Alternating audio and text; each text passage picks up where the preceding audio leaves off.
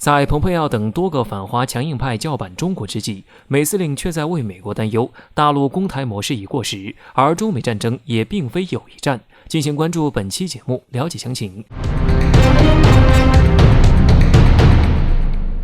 美国海军陆战队司令戴维·伯杰在近日对外表示，中美战争并非不可避免，还声称台海冲突很可能会蔓延至印太地区以外的所有区域，而美国阻挠大陆攻台的旧模式也已经过时。我不属于那些认为中美间必有一战的阵营。伯杰指出，中美双方可以采取一些措施，让这种情况得以避免。在此之前，拜登政府国防部长奥斯汀刚对外提出了综合威慑的新战略，美国各军兵种也开始进行战略上的调整以及内部的改革。为了配合美国新战略，台海对此次改革进行了回应，表示台海可以作为美国远征前进基地作战的关键核心。就蓬佩奥也喊话拜登，要求美军进一步介入台海问题，加大对台军售的力度。很明显，在反华的道路上，蓬佩奥与台军方的观点是一致的，但伯杰在随后的言论倒像是对他们的回应。至于综合威慑到底是什么，在美国智库的一份报告预测中，新战略的最大特点就是针对特定事件，在全域甚至是全球考虑威慑手段。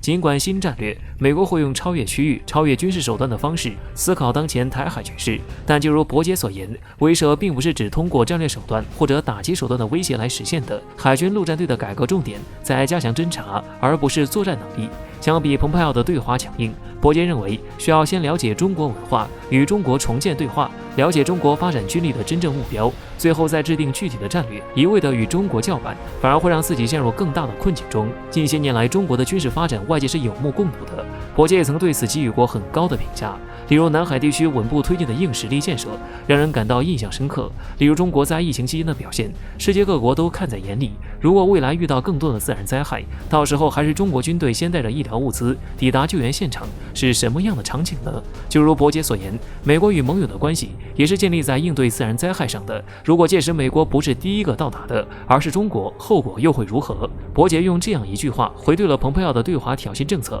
同时也是变相的在为美国担忧。早在今年3月份，我国国防部发言人在强调两国关系时，就强调中国无意挑战谁，但谁的挑战也不怕；中国不想威胁谁，但谁的威胁也没用。希望美方能够认清形势，理智看待中国和中国军队的发展。中国发出的警告或许让伯杰警醒，如今看来美国还是有清醒的人，只是面对现在陷入疯狂地步的多数美国人，还能听得进伯杰的这番忠言逆耳吗？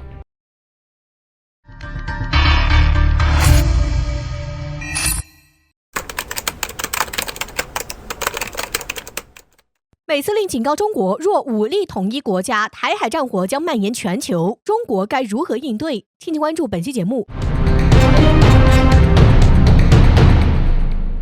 最近一段时间，美国采用以退为进的战术，在世界不断的进行布局，从阿富汗撤军进行战略收缩，接着又在伊朗核协议北溪2号项目上做出退让，缓和美国与伊朗、俄罗斯的紧张关系。然后又施压以色列停止军事活动。很显然，美国这些布局并不是为了世界和平，而是想集中力量来针对中国。在此背景下，美军司令的一番言论更是加剧了中美之间的冲突，让地区局势骤然升级。据环球网报道称，美国海军陆战队司令伯格近日又对媒体发出了对华威胁的言论。他声称，如果中国一旦采取武力的方式统一国家，那么美国就应该要发动所有的盟友来阻止中国武统的行为。到那个时候，台海战火将可能蔓延全球。很显然，这又是美军在拿台海问题做文章，以此来挑战我国的底线。众所周知，台湾作为我国不可分割的一部分，我国绝不允许任何国家或势力以任何方式干涉我国的统一。我国也多次做出表态，明确表示中国必将统一，也必须统一。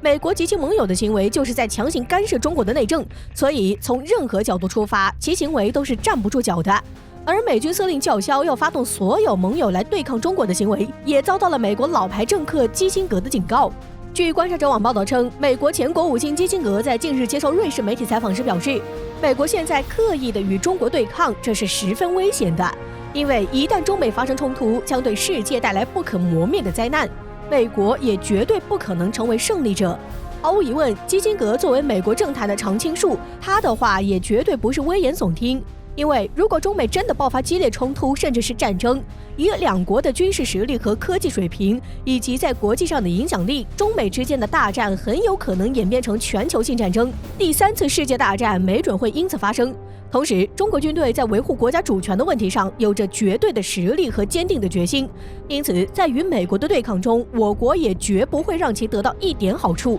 最后，我们想说，美国民众应该感到欣慰，因为在美国政府毫无底线的在世界挑起争端的时候，美国政坛依旧有清醒的人存在，比如98岁的基辛格。但同时，美国人也应该感到悲哀，因为那些号称是美国精英的政客们，对于世界形势却仍然看不清，还执着于推行霸权主义。总之，中国全体军民要提高国防意识和危机意识，中国军队也要放弃幻想，做好随时战斗的准备。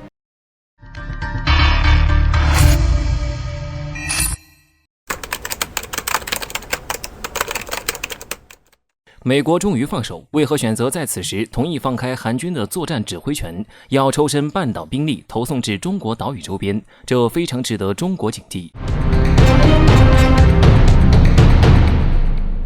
根据韩国媒体的报道，美国总统拜登与韩国总统文在寅在近期的一次会谈后达成了协议。文在寅表示，美国已同意取消对韩国导弹生产和使用的限制。先前美国人为地将韩国导弹最大射程限制在800公里以内，这导致了拥有更强技术实力的韩国在导弹武器领域长期落后于北方。除此以外，更重要的是，美国将对韩国军队的作战控制权转交给了首尔。以前，韩军的战时管理是与美国合作进行的。文在寅表示，我们同意加强防御准备，并重申了我们从美军移交南韩部队的指挥与控制的承诺。导弹武器限制原则最初是在1979年10月生效的，当时韩国从美国那里获得了关键技术和组件来开发其导弹，但美国担心韩国无节制地发展导弹武器无疑会刺激东亚的局势，因此人为地限制韩国的导弹武器的射程。但随着朝鲜在导弹武器技术方面的发展，韩国对该限制越来越不满。此后，该限制文本在韩国的要求下进行了数次修订，第一次是取消弹道导弹弹头的重量限制。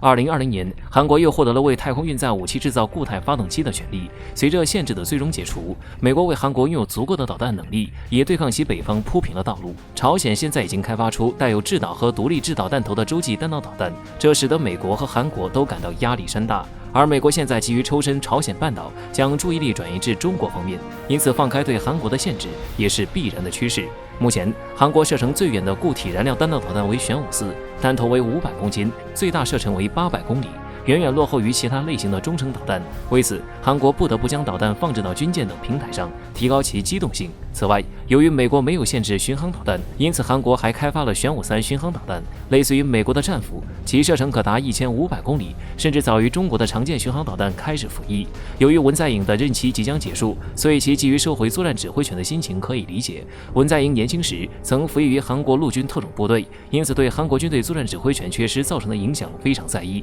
收回作战指挥权意味着韩军在部署和调动方面更为自由，而不再需要考虑美国的意见。而美国选择在此时同意放开韩军的指挥权，也是因为急于抽身半岛，将更多军力投送至中国岛屿周边，形成对中国的军事压力，这非常值得中国方面的警惕。